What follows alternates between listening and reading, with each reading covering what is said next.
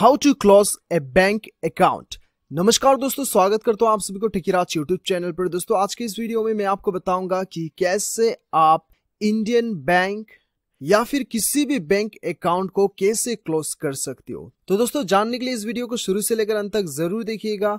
और यदि आपने मेरा चैनल को अभी तक सब्सक्राइब नहीं किया है तो चैनल को सब्सक्राइब करके उस बेल आइकन को जरूर दबाना ताकि मेरा हर अपडेट आप तक पहुंच सके। तो दोस्तों चलिए बिना देर के हुए शुरू करते हैं।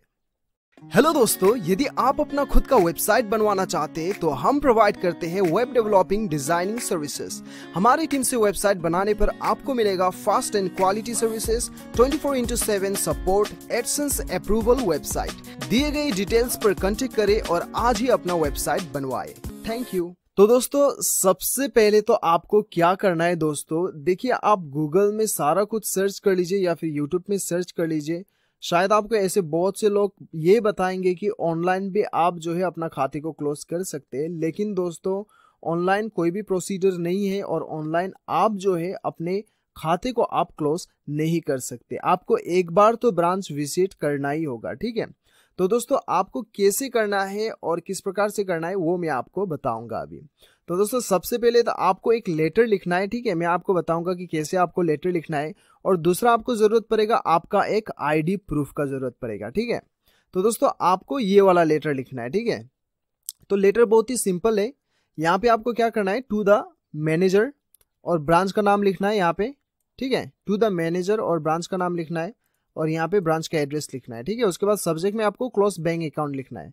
उसके बाद आपको लिखना है डियर बैंक या फिर डियर सर, डियर मैनेजर, जो भी आप लिखना चाहते हो वो लिख लीजिए। उसके बाद में आपको यहाँ पे लिखना है this letter is to inform that you kindly close my bank account. उसके बाद में आपका बैंक अकाउंट नंबर, ठीक है, इन योर बैंक। उसके बाद में I am not operating this account from a long period of time, now I decided to discontinue this account. उसके बाद में आपको क्या करना है, I am returning my debit card, passbook and chequebook to the bank branch, ठीक है। ये इतना लिखना है आपको। और दोस्तों यदि आपके खाते पे पैसे पड़ा हुआ है और वो पैसे जो है आपने नहीं निकाले और आप डिमांड ड्राफ्ट के जरिए से या फिर आप जो है डायरेक्ट ट्रांसफर अपने दूसरे अकाउंट में करवाना चाहते हैं तो आपको लिखना है I request you to please return my existing balance through demand draft or transfer to my new account, ठीक है।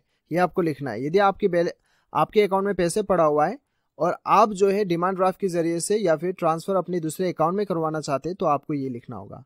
और यदि आपको जो है दोस्तों आपके अकाउंट में पैसे बिल्कुल भी नहीं है तो आपको ये इतना नहीं लिखना है, ऐसे ही छोड़ देना है, ठीक है। उसके बाद में आपको थैंकिंग यू योर सिंसियरली आपका नाम लिखना होगा, यहाँ पे आपका अकाउंट नंबर और डेट लिख दीजिएगा, ठीक है। तो दोस्तों ये लिखने के बाद में आपको जेरोक्स करना होगा, प्रिंट कर लीजिए। प्रिंट करने के बाद में प्रिंट कॉपी में आपको अपना आईडी प्रूफ आपको पेस्ट करना होगा, चिपका दीजिएगा, स्टेपलर से चिपका दीजिए। उसके बाद में वो लेके आप अपना बैंक में चले जाइए और ब्रांच मैनेजर को जाके आप दे दीजिए। आपका इंस्टेंट अकाउंट जो है आपका बंद हो जाएगा, ठीक है। इस प्रकार से आपका अकाउंट जो है बंद हो जाएगा। तो दोस्तों इस प्रकार से आप अपना अकाउंट को बंद करवा सकते हैं। दोस्तों यदि आप ये चाहते हैं तो इसका लिंक आपको नीचे डिस्क्रिप्शन पे मिल जाएगा, ये फॉर्म का आप नीचे डाउनलोड कर सकते हैं, ठीक है। तो दोस्तों मुझे पूरा उम्मीद है कि आपको ये वीडियो पसंद आया होगा। वीडियो पसंद आए तो एक लाइक जरूर कीजिएगा, चैनल को सब्सक्राइब कीजिएगा। मिलते हैं अगले वीडियो में, अभी के लिए इतना ही। Till then bye bye, take care.